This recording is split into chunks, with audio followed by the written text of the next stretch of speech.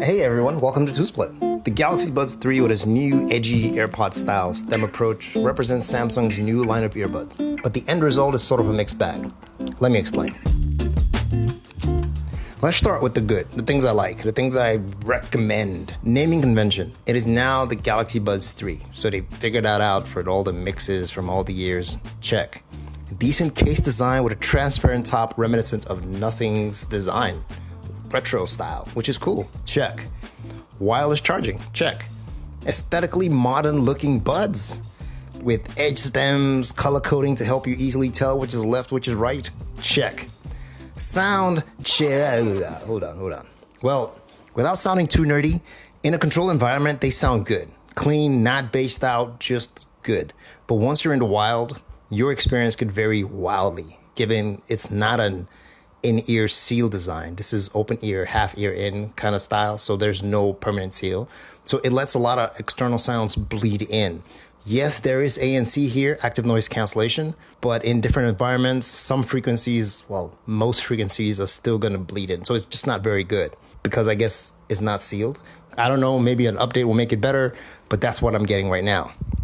They also have voice commands, which let you control your music without touching the buds. As gimmicky as that sounds, it is very useful, especially if you have your hands full riding a bike or working out.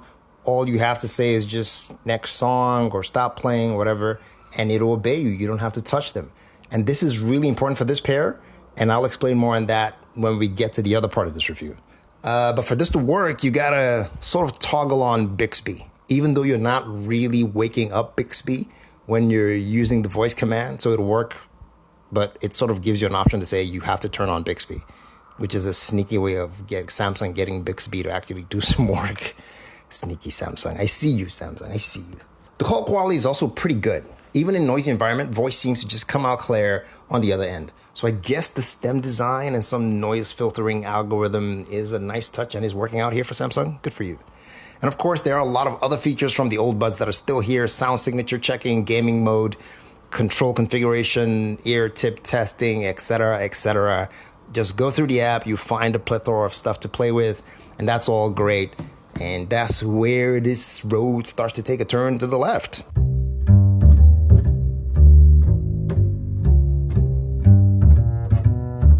So let's talk about the first thing that really started to bother me. Although design looks sleek, it isn't very practical for interactions.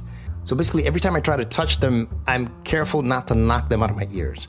And when I do intentionally take them out of my ears, it's almost like a mini jigsaw puzzle putting them back into the case because the stem edge is so precise, you have to slide it in very deliberately like a samurai sword. 1 millimeter off and you're struggling to get those buds back in where they should be. Take controls, for example, right? Samsung has opted the pinch and slide here.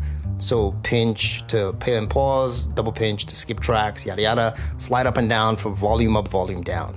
The problem with pinching, the area is so small that again, you try to touch them, you're gonna knock them out in most cases.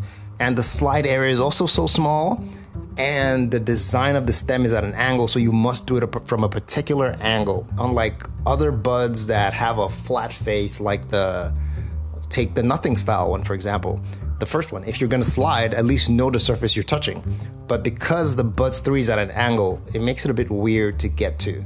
So it jiggles around, at least in my ears. Maybe I just have really big ears. But most people I've spoken to have this same feeling. It just feels loose.